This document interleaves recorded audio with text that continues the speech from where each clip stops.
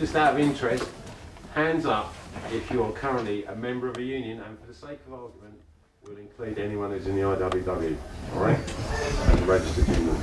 So stick your hand up if you're in a union at the moment. So, fucking hell, slightly less than half. And then stick your hand up if you're a police officer and you think you should be in a union that's affiliated to the TUC. 3, okay, cool. Interesting. Steve's going to introduce some ideas for discussion. Yeah. I thought what we could do, we can have it open, but I thought one thing we could do is ask 2 questions. And one question is to do with history, and then the other question could more be to do with the present and future kind of opportunities to struggle. So the first question basically is what happened to the trade unions, and why have the trade unions declined maybe since one of their peaks in the 70s? And could open it to you guys. If anyone wants to start.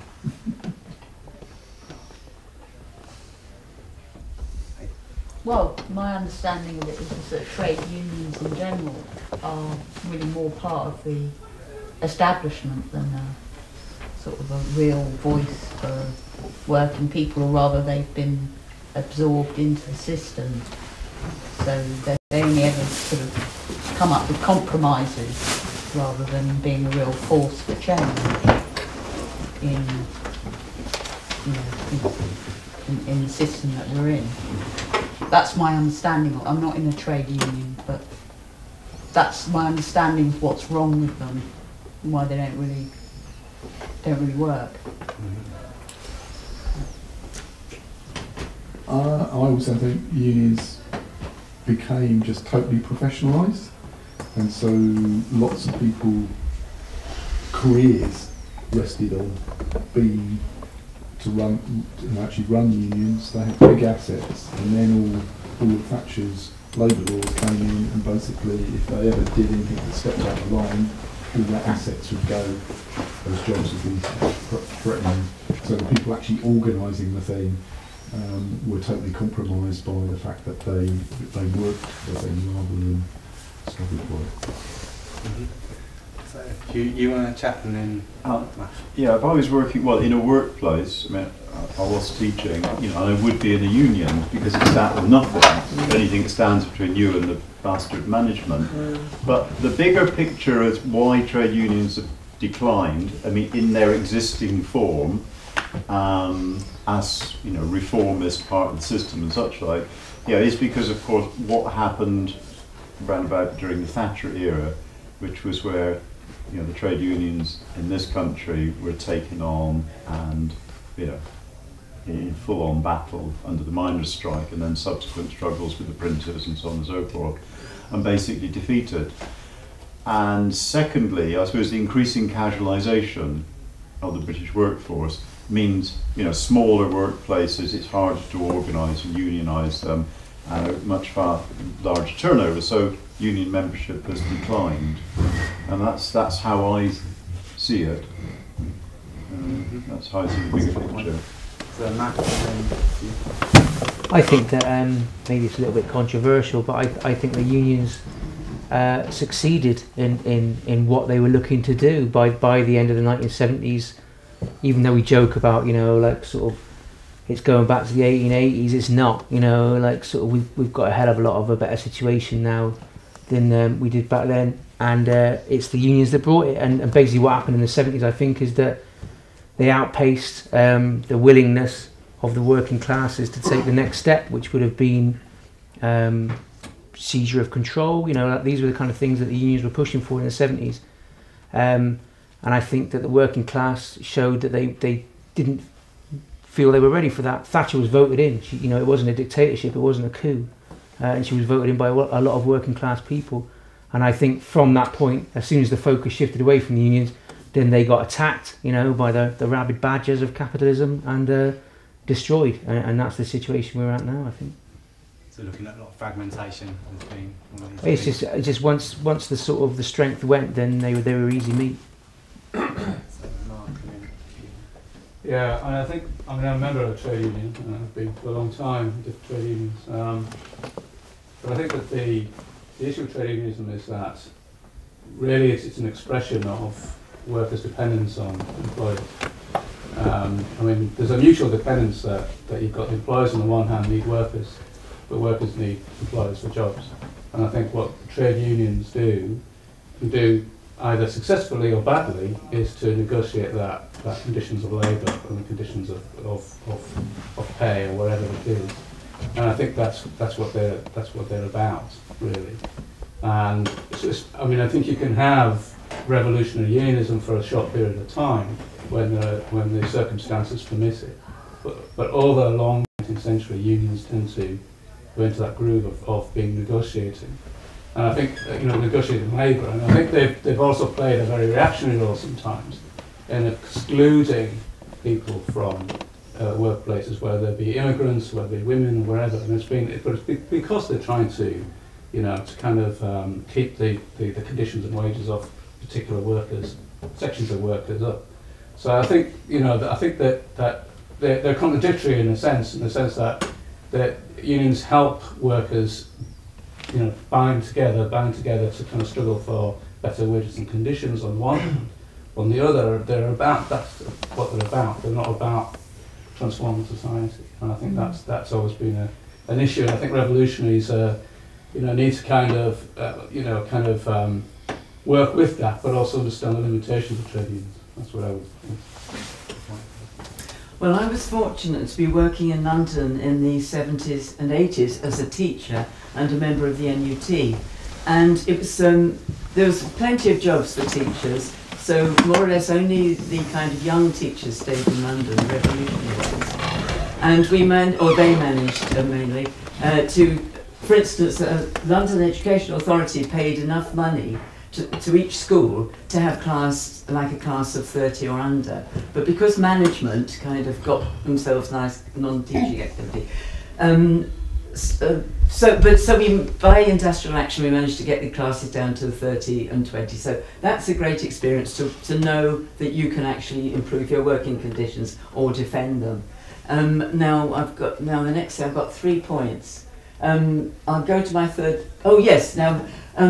The building workers, about 2 people are killed each week on building sites, so all the people who think unions are not terribly useful, they're absolutely very important. And last week there was the Memorial Workers' Day for the, which is on the 28th of April every year. And it's obviously tokenistic and so on, and workers go on being killed. And Ricky Tomlinson, who's on the television all the time, is a good socialist. He was victimised, sent to prison, as was Nick Warren, I think it is. There were 3 of them, 3 Shrewsbury building workers who were all, imprisoned for trying to organise. Now, at the current situation, I mean, obviously unions are very, very weak, and as you were saying about casualisation and so on, it's very, very difficult. But in fact, 4 unions are balloting now to take industrial action. I don't know, the beginning of June or something, I think. But it won't be much good for teachers because many of the kids will have gone home. Oh, another NUT member still being active. In South Gloucester, the NUT secondary school teachers go down to primary schools and try and explain why they've got to take industrial action. But as an example of the sort of witch hunt on NUT members in Bristol, there's a school called Bishop Road where the head teacher, who's a very God-fearing woman, will not allow NUT members on the staff, any member on that staff of Bishop Road. So, it's a kind of dodgy situation.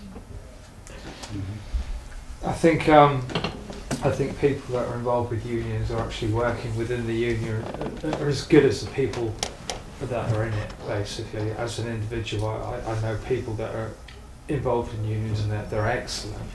And my own personal experience with unions is, I've dealt with certain individuals that are just fucking lousy. I mean, on more personal issues, like maybe it could be problems with a colleague or whatever. But when it comes to actually within my occupation dealing with issues related to my occupation, I just don't see any hope of them actually making any difference to my life or my colleagues. And I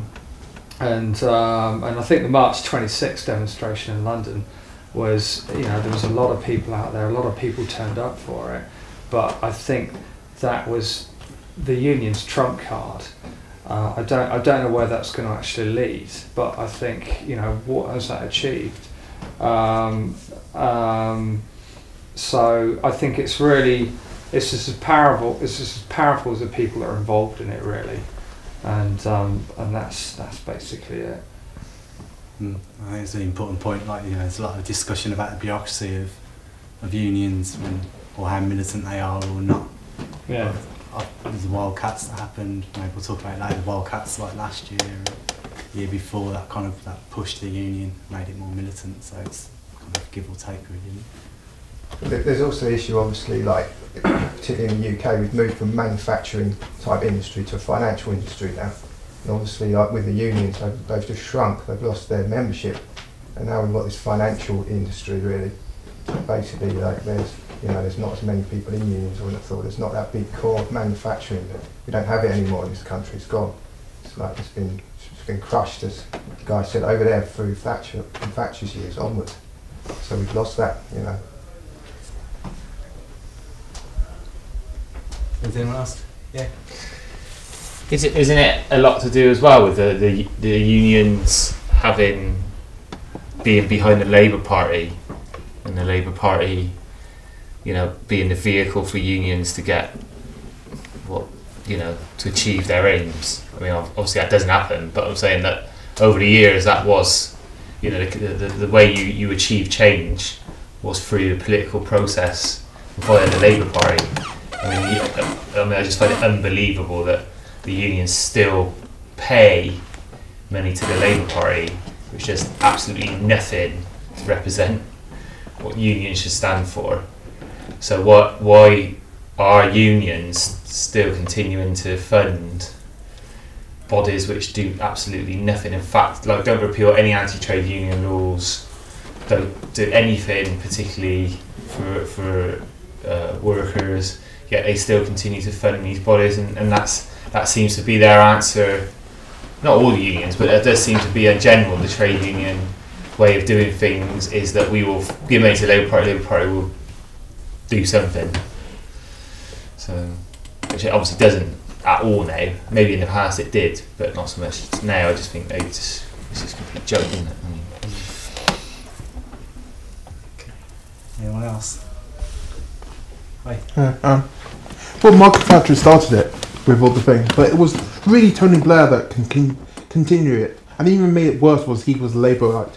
So while the trade unions, which were supporting Labour and were really happy when Tony Blair came into power, weren't probably ready to realise that Tony Blair was, in a sense, a bit of Thatcherite. He wasn't really. He was more towards the centre rather than leaning towards the left, and so he didn't.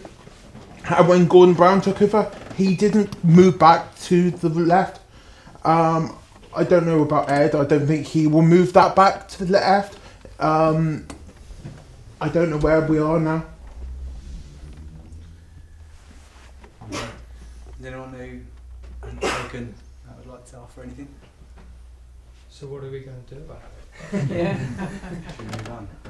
So that was a good bit of, I think, collectively summarised history there. We talked about compromise, mediation, professionalism, the changing working conditions, casualisation, basically maybe fragmentation of the working class, the links with a corrupt and broken political system and the Labour Party, and that decline in strength.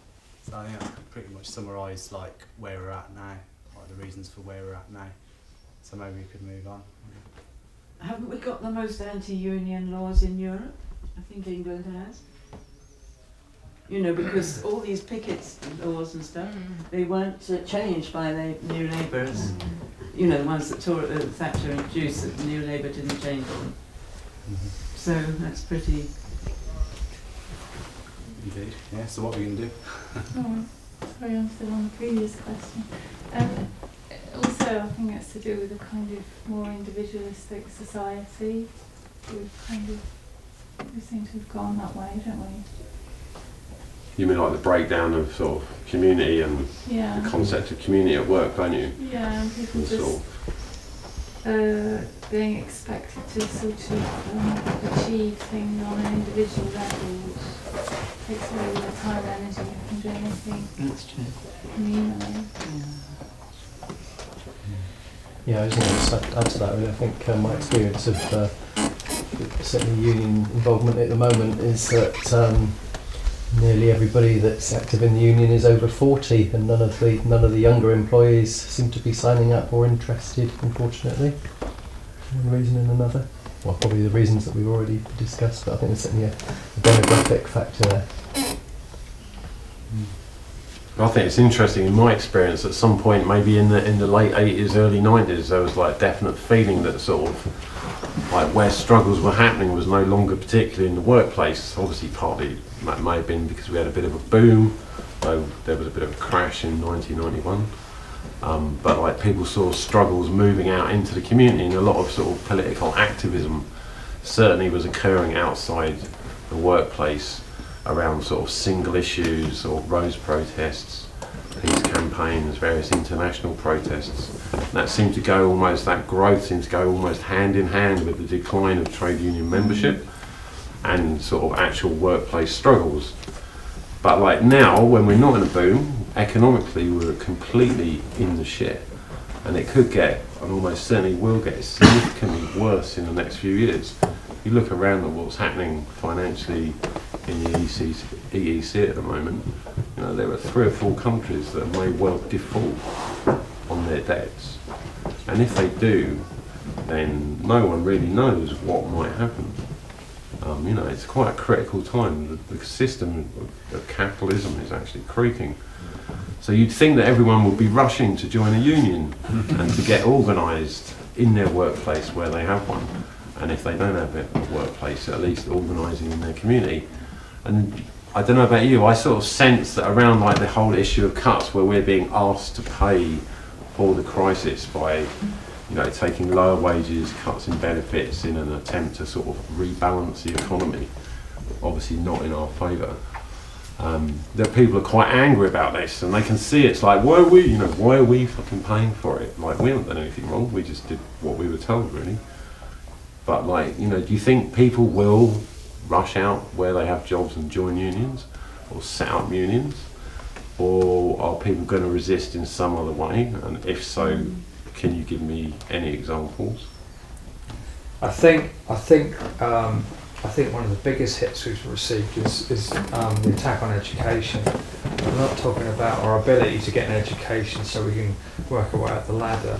I think getting an education to defend ourselves from the state, because I think they're prepared that the next generation or the next few generations, that they basically want them to not to have the ability to defend themselves, not to articulate themselves, not be able to inform themselves. And so if you've got a dumb generation, especially 2 generations in a row, they'll be in complete control. And I think they know there's going to be some kind of kickback from all this. I mean, initially, obviously, there's going to be a few hard years, but I think in 10 years' time, it's just going to be bloody awful. And I think that's why they're trying to just dump people out. You know, I mean, somebody was chatting the other day to me, or somebody said to me about the fact that a lot of politicians now, a lot of them are from working class backgrounds, even in the Labour Party. So, I mean, I think education is, you know, just to be politically involved in things, you need an education to some degree.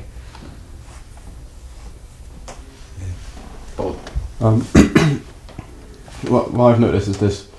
I mean, there's the obvious one of the changes in labour, where it's there's less people employed within the industries and more sort of retail work, which isn't unionised in the same way, and sort of working for private companies, which again usually don't recognise unions even if you are a member. And then also, like for example, in my workplace, like they're not interested. When you even start to talk about this sort of thing, like about how we could change things, they're not aware that workers have ever changed anything. They just think like, this is what we've been given by the state, this is great, this will do for us, you know, don't complain because we'll just get sacked. But also then kind of almost like fashions have changed in the way that, like that film, the guys, they were going on, you know, all the Haymarket martyrs were anarchists and stuff. Well, the current fashion for anarchism is like, if you're an anarchist, you don't work. Like, I'm one of the few that I know that does in my kind of social group. Like, it's like, oh no, you can't work, no, you can't be part of the system. So that's another drain, because there's less people getting active in the workplace because they don't want to be a part of the workplace.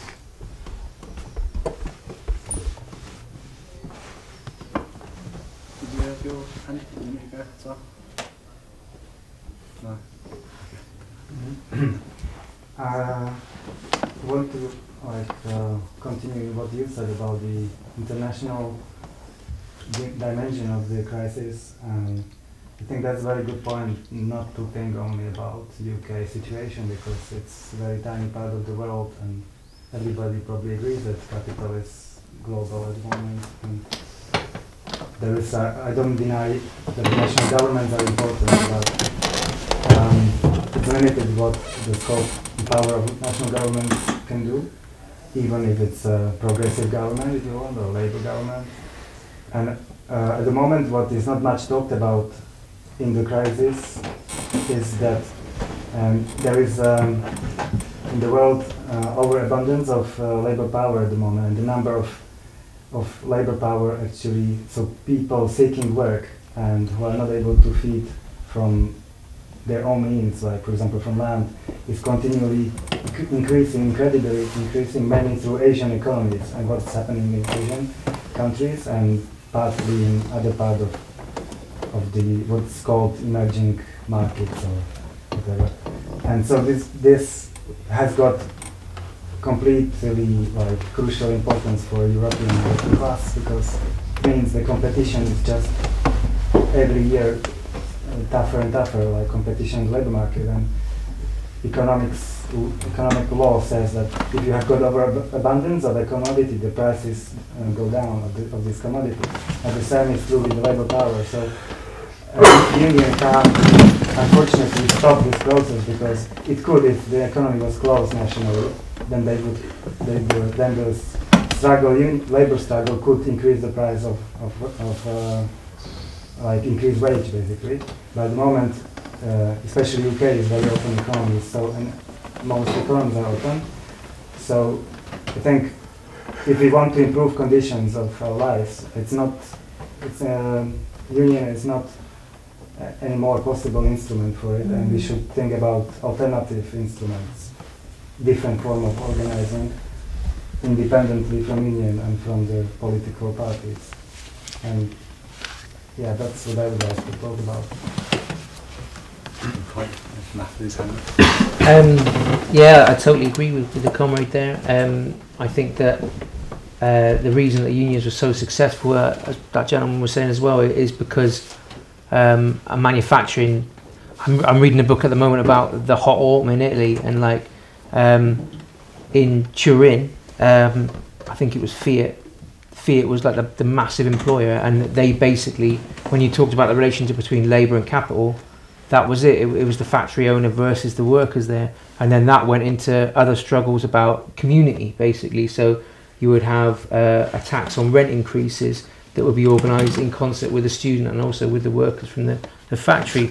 And one point of hope there as well is that the hot autumn came 6 months after, you know, a lot of people in Italy were saying that what we're saying, that the unions were dead, you know, that it was all over. It happens very quickly when it kicks off.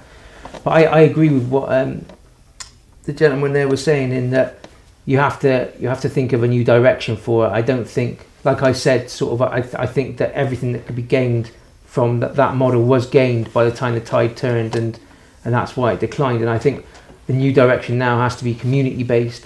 And effectively geographically based, if you like. You know, if you can get everyone in a community to be the same, in the same union, for want of a word, then that gives it a power because it has a geographical location, and that requires services and everything like that, and then you can start to control on a micro level what we're talking about, an international crisis, but in the micro level you can control it.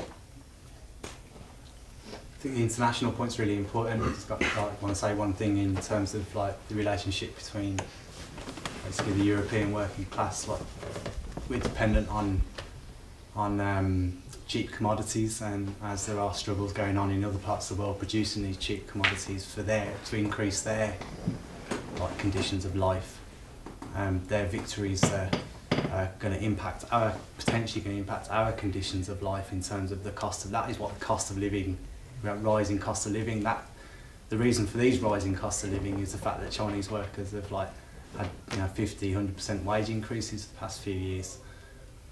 So what you're going to have is like a flat wage in Europe, or declining wage, combined with massive personal debt, and then a rising cost of living in a kind of globalised economy. And this never happened before. It's the first time, and you have to have some form of like kind of collective response to that, and I'm not sure what form that'll take, but that for me is when the crisis point will hit, is when these commodities rise and rise, and yeah.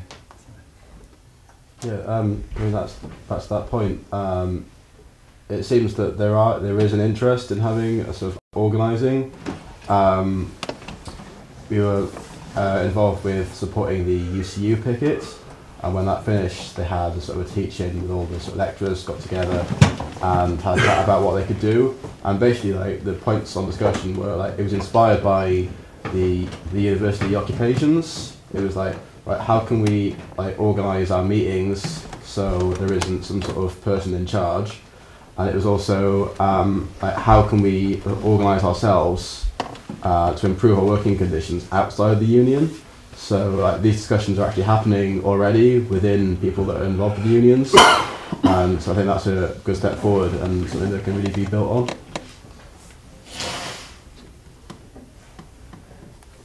Has anyone else got any examples or ideas about alternative ways of organising, or indeed successful alternatives?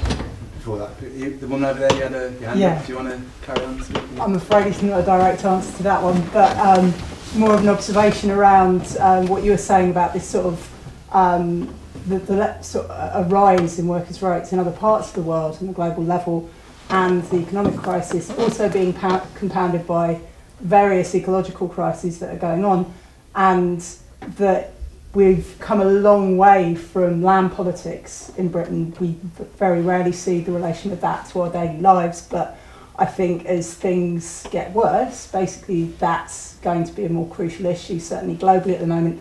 Land grabs are things that, you know, the bigger players in the capitalist game are most interested in, because they know that that's ultimately where the power lies. And I think, yeah, an analysis of land politics, like groups from Movement Sem Terra and particularly in South America, of redressing that balance gives us a way of building kind of geographically focused community responses that have just got loads more resilience and, yeah, are much able to do things long term.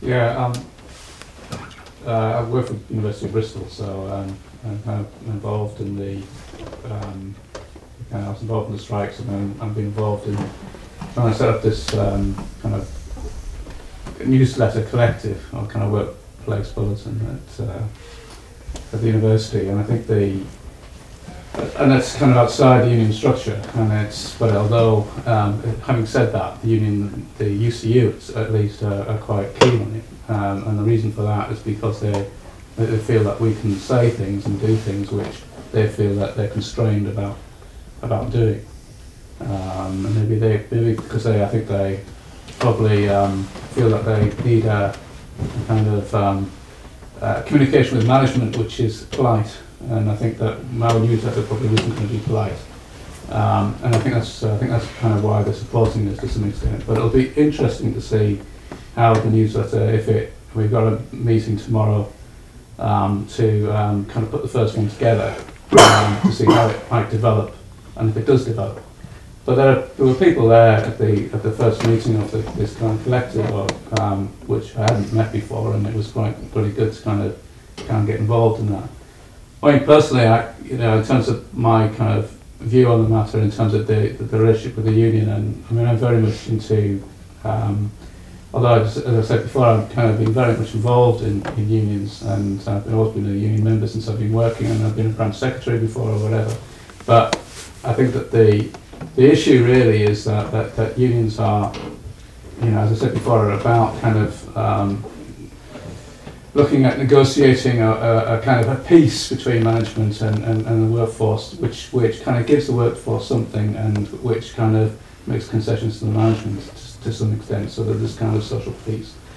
And I think that for me, as a Marxist and a revolutionary, I want to go beyond that kind of trade union form. So for me, this kind of group is something where I can discuss issues around, not just about wages and conditions, but about the nature of how capitalism works in terms of the way that we work at the university, and is to bring things to the fore which the union tends to kind of doesn't challenge. So for example, I work in the IT department, and so there's a changing way that we do IT. Everything's very much more routine. Workers have got less autonomy to make decisions about what they do, so it's kind of become much more standardised.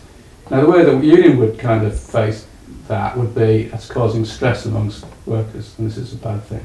The way I think we should really look at it, though, is why is this managerial control? Why is this hierarchy?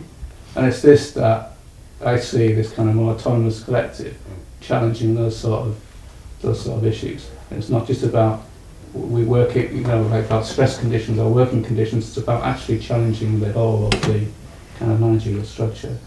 And I'm not saying that the collective has gone that way yet, but it's certainly the way that I'd like to see it develop, and that's kind of where I'm coming from. Sounds good. Yeah, mate.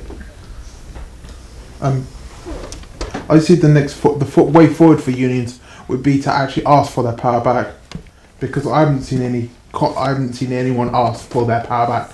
I've not seen anyone campaign that they want these laws that we've put in place to kind of restrict unions to be rebuked.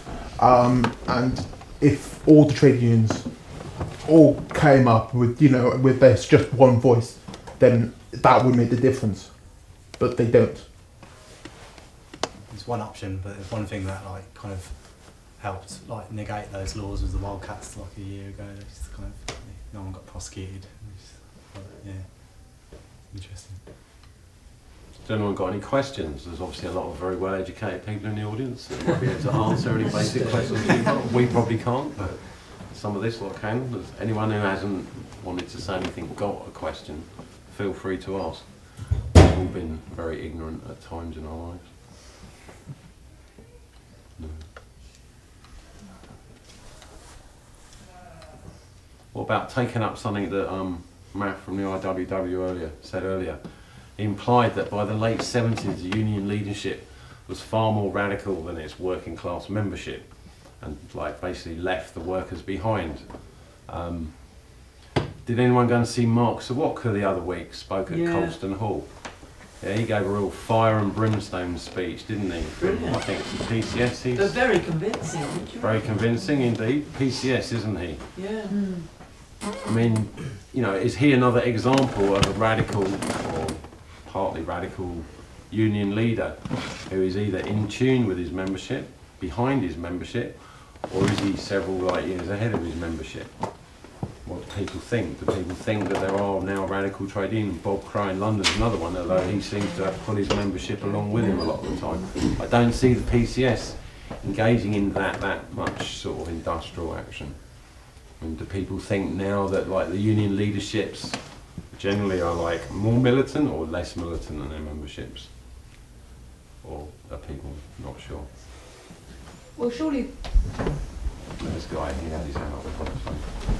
Well, there's also, I'm not going to actually talk about, there's one issue about they have to take on is obviously the media, how they, if you look at what happened with people like Derek Hatton and Arthur Scargill, how the media basically portrayed them, and how everybody in the population became sort of the devil incarnate. So there's always these issues of sort of fiery sort of union leaders.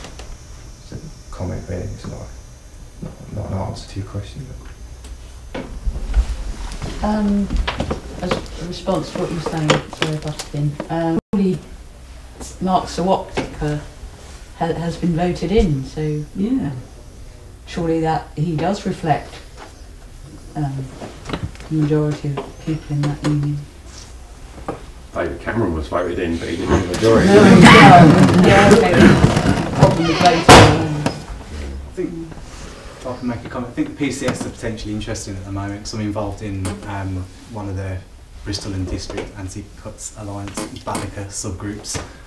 It's to do with social care, welfare and claimants, and we have open meetings and there's claimants and workers and all sorts of people that come along, and we've had some people from reps from PCS come along to talk about the fact that the way that working practices have been implemented, a bit like what you were talking about, like kind of the call centrification of like kind of public services within the DWP, where staff there have to ask and are timed when they go to the toilet, and when they're given targets to meet over the phone when they're dealing with benefit claims, meaning that claimants are getting cut off literally because the person on the end of the phone is getting pressure from management.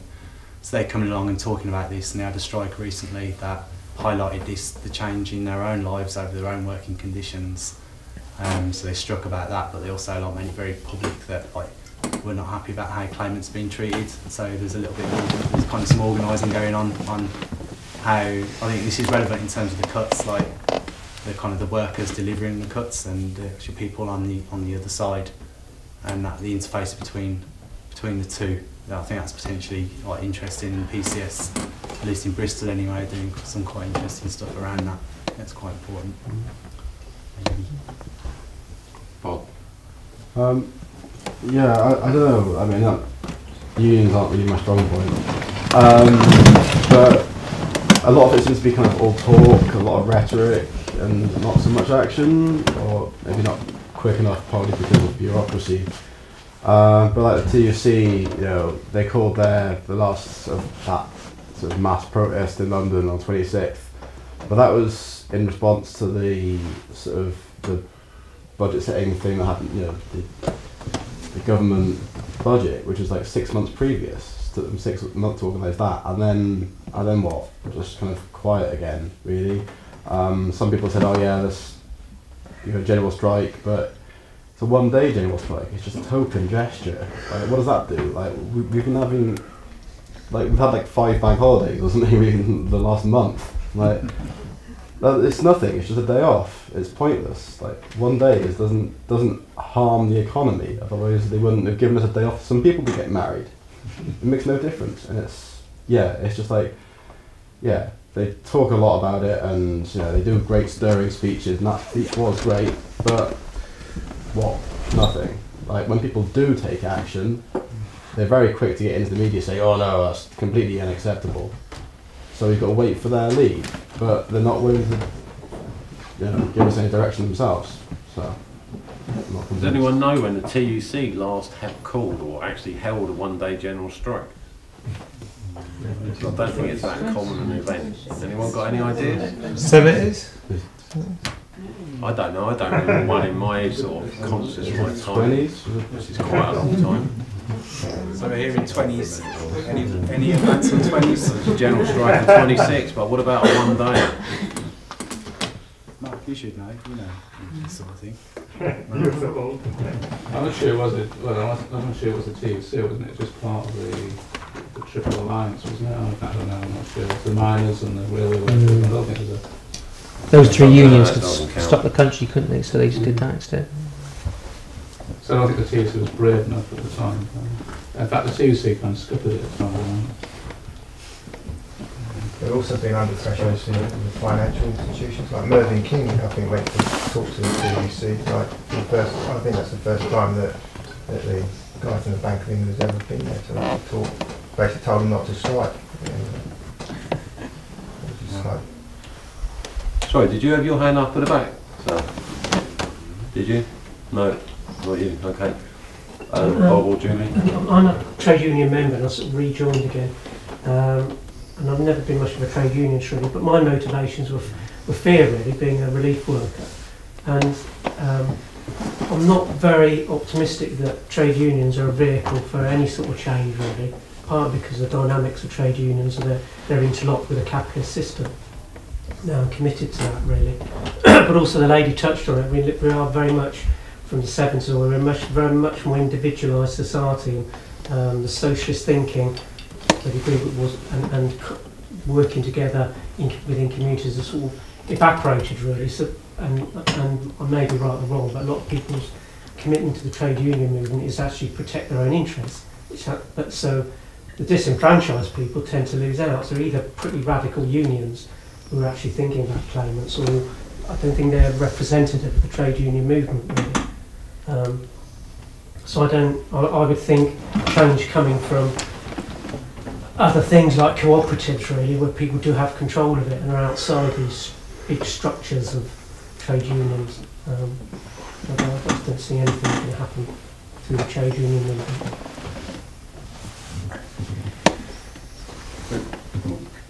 Cooperatives can also be conservative as well. So. Such as a cooperative. No, yeah. Julie. From Mark Soroka's speech, there's a tremendous reduction in whatever workers, civil servants, isn't there?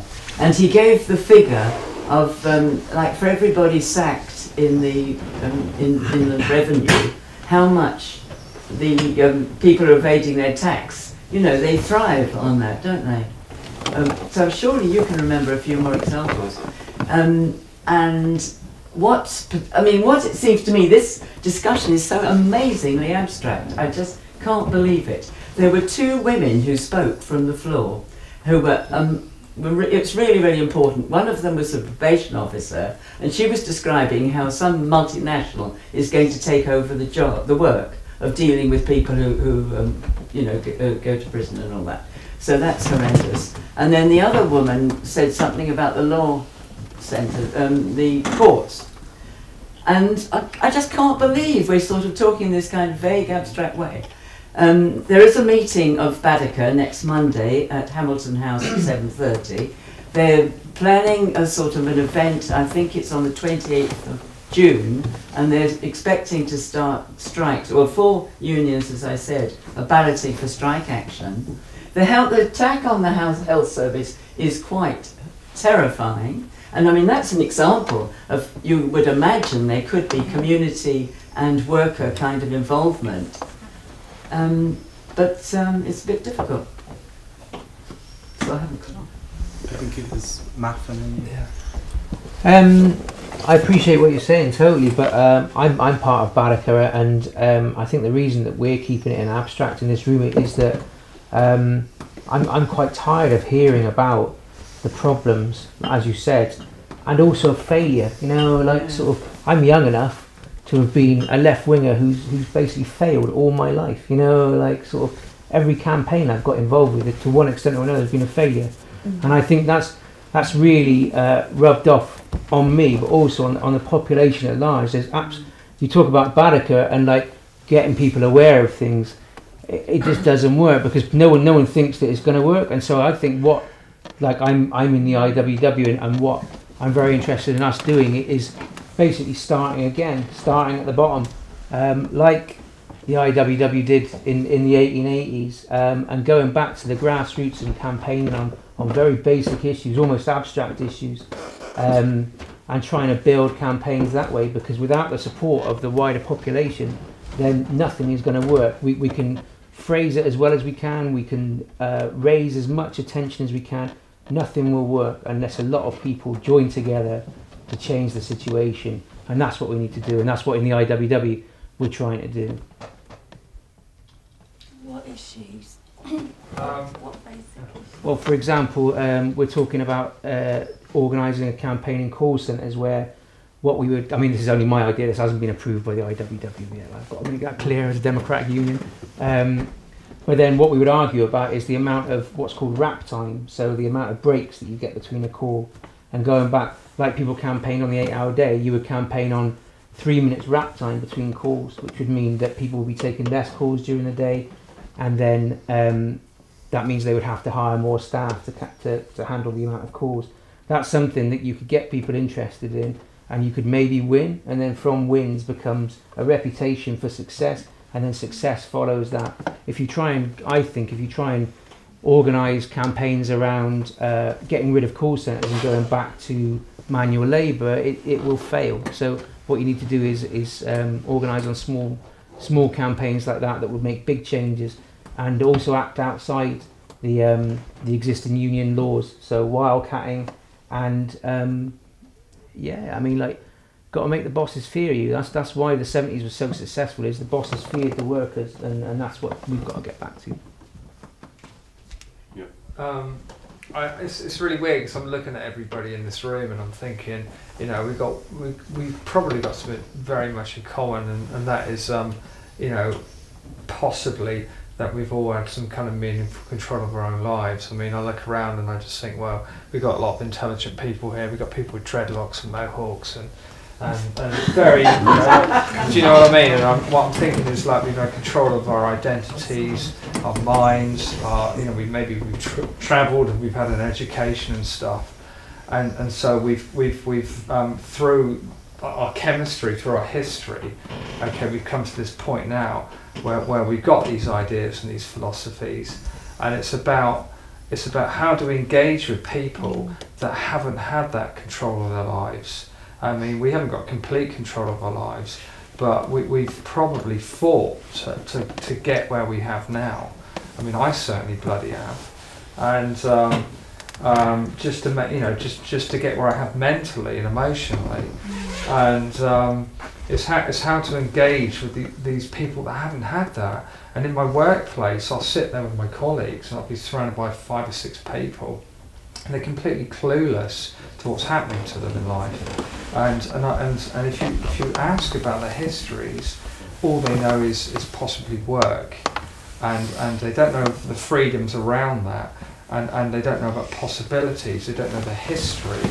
They're possibly ill-informed, and it's how to kind of engage with these people. And it's taken me a lifetime to get where I have now. And how do you unravel somebody that's got somebody that's probably maybe in the EDL or something, somebody that's just ill-informed, who's ignorant, who's 50 years old? How do you change the bulk of society? And I think that's what our problem is before we can change things, we have to try and teach people and try and engage them to change their lives a little bit, and take control of them and their directions. And then possibly we can work them more effectively. Controversial points. Yeah. I agree with that. I mean, I have the same issue with my workplace, to the point where the fact that I'm involved with campaigns is seen as some sort of bizarre novelty thing that's just like, and it was one female work colleague said to me, she goes, "When has protest ever changed anything?" Which, as a woman with the ability to vote and working full time and children, blah blah blah blah blah, was quite hard for me. I attempted to explain things about the suffragettes. She'd never heard of the suffragettes, so it's a really awkward one. But then I've met other people that I met someone from the I'll get the name wrong now, the sort of some sort of criminal justice thing, and I met she's an old school pupil that I was with in this class, and I thought I'm just trying to get on with this person. But then she explained that she'd been made redundant, and then we got chatting for a bit, and then talked about how you can organise in the workplace, and there are definitely possibilities out there. You just gotta find those people first. You need to find those people, and they're the people that can sort of engage other people within the workplace. Maybe I'm not the right person for engaging everyone in the workplace, but someone else that I can chat to is, and then kind of getting them on side and them going off and doing their bit, and from there you can start building like the small struggles that Matt talked about. Geezer with the headphones. Last speaker, because this place is run by volunteers and we don't want to overstay our welcome. I think coming back to what the guy was saying there about how do you get people to change, and I think one of the key things to look at in relation to that is to look at how, turn it on its head and look at how capital and the dynamics which capital use change people's behaviour, and look at the way capital changes people's behaviour every day, you know, and their opinions, and shapes what they do and what they think. And I don't think we really look at the way that they do that and analyse how that could be used, turn it on its head and be used to change people's behaviour in a positive way. I mean, that, you know, the power of the media to shape what people do is immense. I mean, people don't, you know, there's so much stuff which you don't even realise that how manipulated people you are, you know, just like ways, I don't know, stupid things like ways shops are set up, or, you know, when you go online, how come you suddenly buying something, you don't even know where you're doing it, you know, but there is a way that those dynamics work. What we don't do is we don't really look at why it's so effective at doing what it does, and there are not ways of using that for our own ends.